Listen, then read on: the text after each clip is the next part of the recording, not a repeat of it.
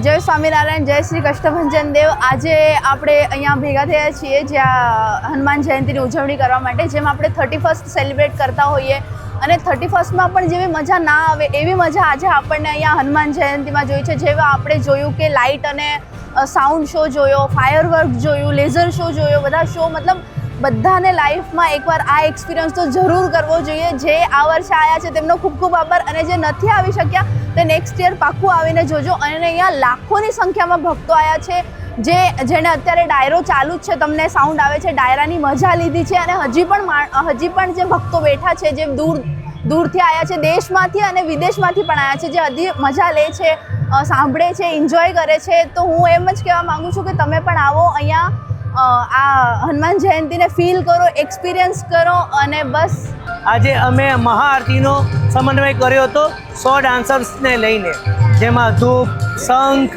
ફૂલ, પુષ્પ અને જળના સમર્પણથી અમે મહાઆરતીનો સંગમન કર્યો હતો। 108 દીવાની, હરેક છોકરાઓના હાથમાં 108 દીવાની એ આરતી હતી, જેમાં અમે છેલ્લા મહિનાથી એની રિહર્સલ, પ્રેક્ટિસ અને ફોર્મેશન ગોઠવતા।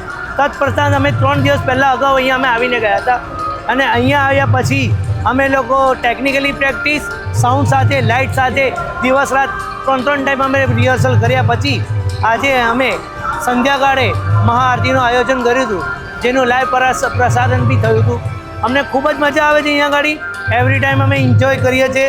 અને સંતોને અને સ્વામીના સાનિધ્યમાં અમને ખૂબ સારી સગવડથી દાદાના સેવામાં અમને એક અનેરો આનંદ ઊભો થાય છે। તો એ સાથે અહીંયા આગળ અમે આ બધું પત્યા પછી ડાયરાની બી મજા લઈએ છીએ। અમે અહીંયા આગળ અમારા ગ્રુપ સાથે નાના મોટા રાસ ગરબા રમીને આનંદ ઉલ્લાસ કરીએ છીએ।